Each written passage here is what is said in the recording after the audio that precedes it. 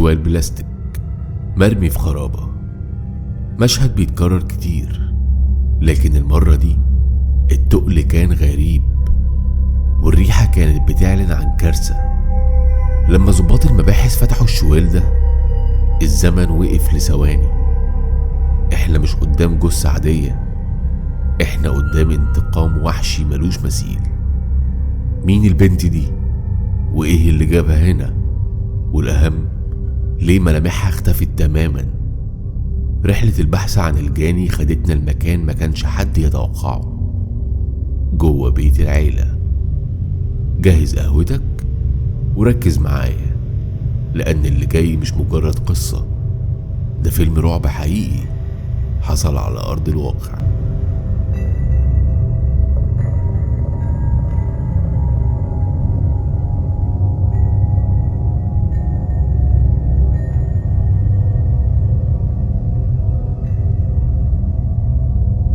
الحكاية بدأت قبل الجريمة بشهور. سارة كانت بنت في منتهى الحيوية، لكنها كانت عايشة في سجن مش في بيت. أب متحكم بزيادة، وأم شايفة إن البنت ملهاش غير كلمة حاضر. الخلافات كانت بتحصل كل يوم، والضرب كان هو اللغة الوحيدة للتفاهم. سارة قررت في لحظة يأس إنها تهرب، مش عشان تمشي في طريق غلط، لكن عشان تتنفس. سافرت الغردقة، مدينة بعيدة عن العيون، واشتغلت هناك في السياحة. في الغردقة سارة حست إنها بني آدمة لأول مرة.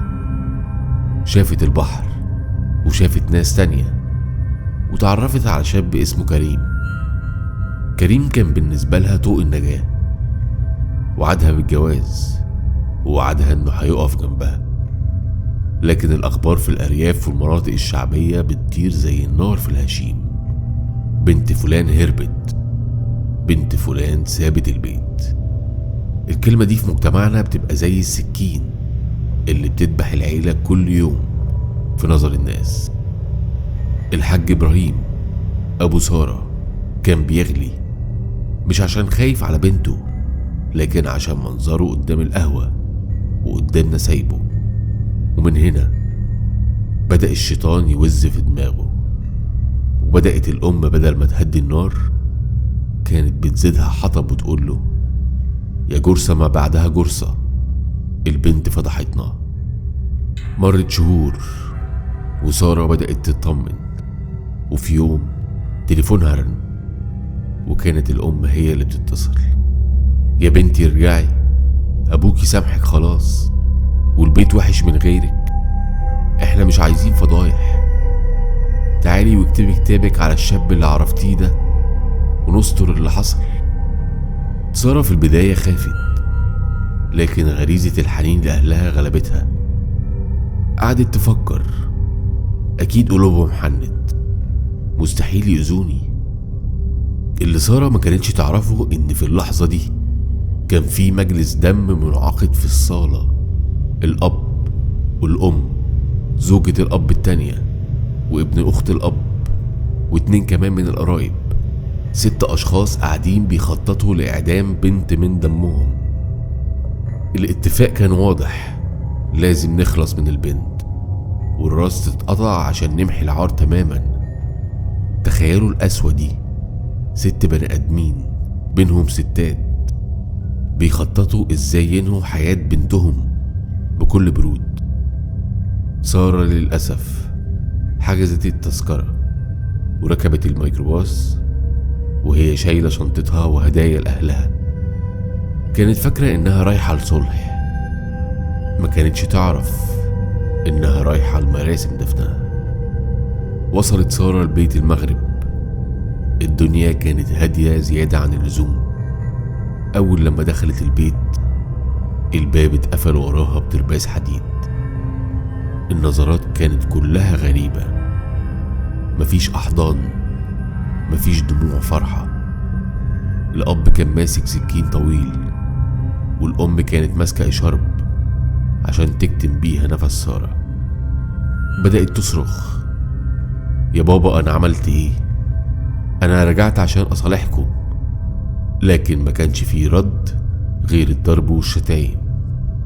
الجريمة ما كانتش لحظية، دي كانت عملية تعذيب.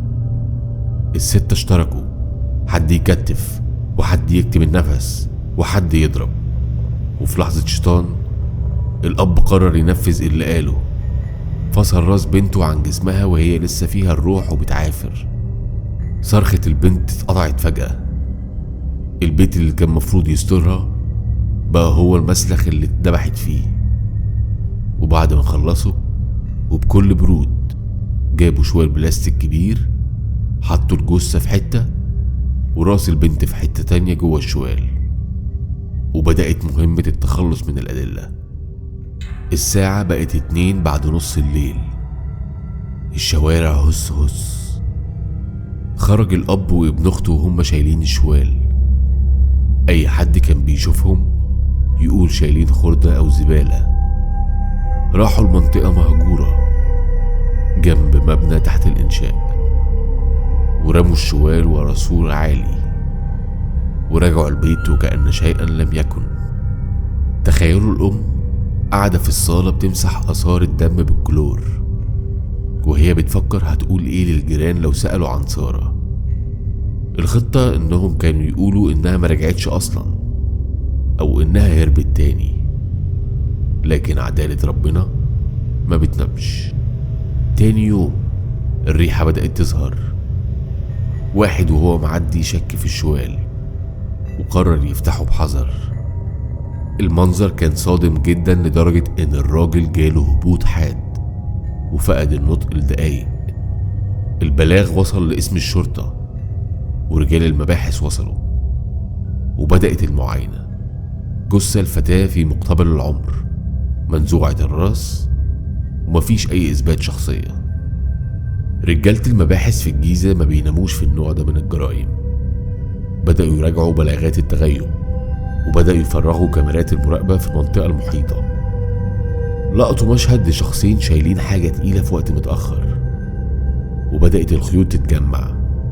التحريات وصلت إن في بنت من المنطقة كانت غايبة ورجعت في نفس اليوم اللي ظهر فيه الشوال. ولما الشرطة دهمت البيت الارتباك كان سيد الموقف. الأب في البداية أنكر، لكن بقعة دم صغيرة جدا تحت الكنبة كانت هي الخيط اللي كشف كل حاجة. بالضغط على المتهمين واحد ورا التاني انهار، والاعترافات كانت صادمة. الأب قال بكل برود: غسلت عاري بإيدي يا باشا. والأم قالت هي اللي جابت لنفسها الموت. الست متهمين وقفوا قدام النيابة يمثلوا الجريمة. يمثلوا ازاي ذبحوا بنتهم بدم بارد. دي كانت حكاية سارة، البنت اللي راحت ضحية جهل وأسوأ مفاهيم ملهاش أي علاقة بالدين ولا بالشرف. الشرف يا جماعة ما بيتحميش بالدم، الشرف بيتحمي بالتربية، بالاحتواء، وبإننا نكون سند لولادنا مش جلادين ليهم. لما يبقى الأب هو القاتل والأم تبقى هي الشريكة، يبقى احنا قدام كارثة إنسانية لازم نقف عندها. يا ريت اللي بيسمعني دلوقتي يفكر 1000 مرة قبل ما يحكم على حد، ويفكر 1000 مرة في معنى كلمة أهل. ربنا يرحم سارة ويصبر كل روح اتظلمت باسم الشرف وهو منها بريء.